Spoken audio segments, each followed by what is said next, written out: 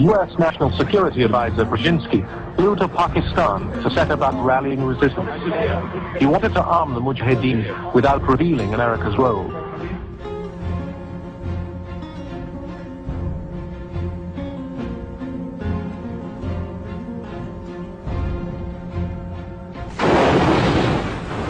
The Iraqis had already proved these tactics against Kurdish rebels, but their strategy failed to recognize that defensive armies could also move quickly into position. Away from the Kurdish mountains, large armies could become clear targets for Iranian heavy artillery.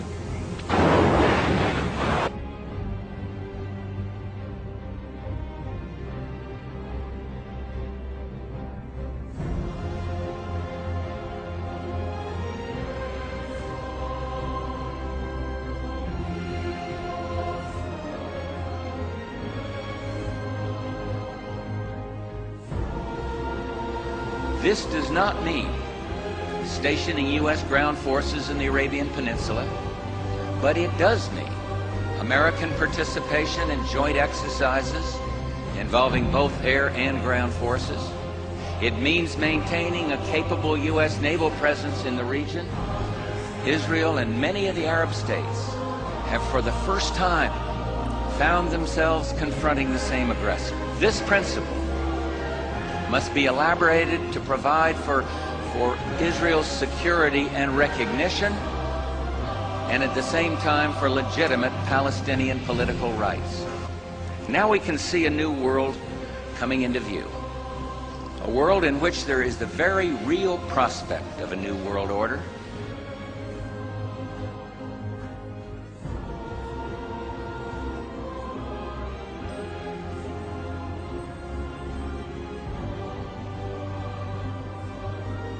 Saudi Arabian Foreign Minister Saud Al-Faisal on Friday said that his country has proposed to the United Nations to form an international body to fight terrorism across the globe.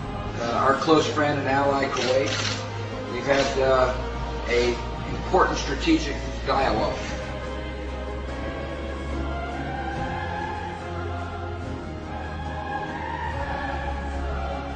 هل تؤيد إعدام صدام حسين؟ 4787 88.6 من الشارع لا 11.4 لا. ماذا تقول لهم؟ بس دقيقة قبل ما يجاوب ايه أنا أريد أبدأ البرنامج أو الحلقة أدعو المشاهدين بأن نقرأ الفاتحة على روح الرئيس الشهيد صدام حسين. بسم الله الرحمن الرحيم. على أحد نحن هنا ندين رجل. Well, let me just ask you this. If they did not have these weapons of mass destruction, though, granted, all of that is true. Why then did they pose an immediate threat to us, to this country? You and a few other critics are the only people I've heard use the phrase immediate threat. I didn't. The president didn't. And it's become kind of folklore that that's what's happened.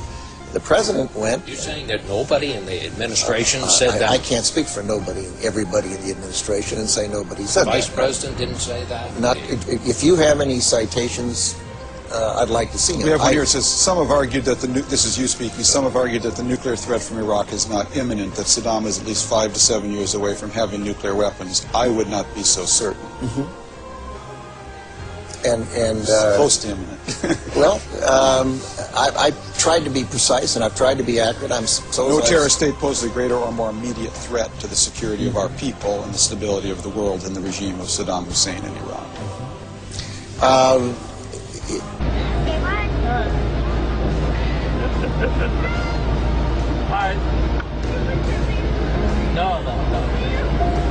No, these. I need these.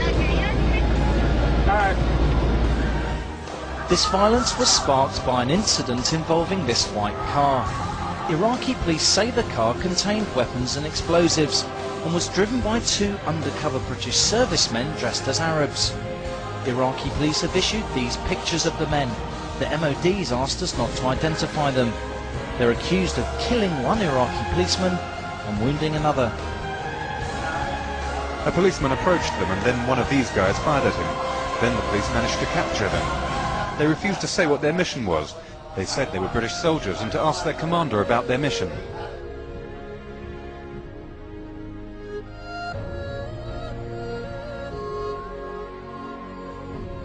Arriving in formal robes to a warm welcome, he told them that despite progress in Afghanistan since the end of Taliban rule, they still needed to tackle terrorism and poppy growing for drugs.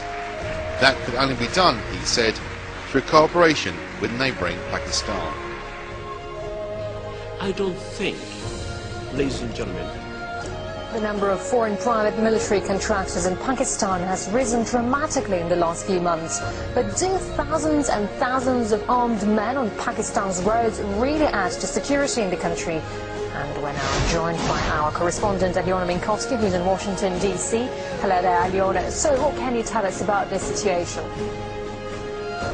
Thanks, Julia. Well, that's the question that people are asking is, can they actually give more security in the country? Because at this point, these private military contractors are becoming better known for stirring up trouble than actually doing any good. We must root out terrorism and extremism. Immediately following the blast, Iran's religious leaders blamed the U.S. for the attack.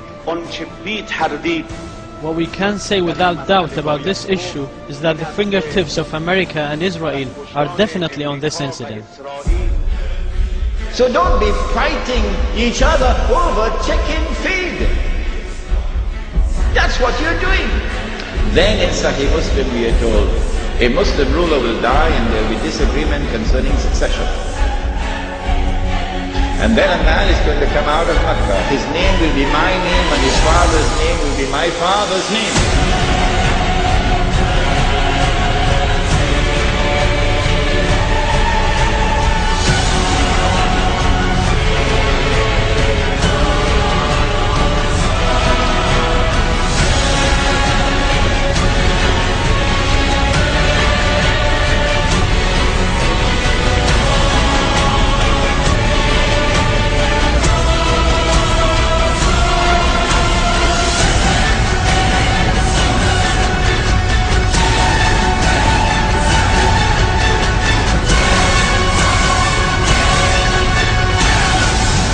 Said the Prophet ﷺ, he'd have a broad forehead and a large nose, and he'll be known as Al-Mahdi.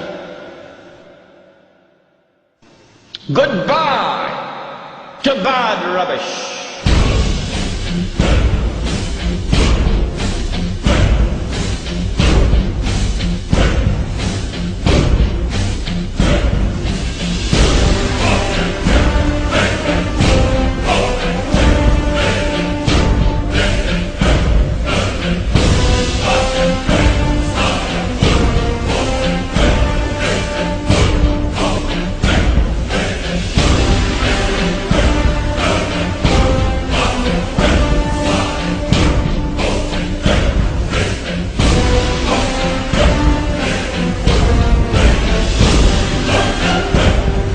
The British tried when Britain was the ruling state in the world, and the British failed.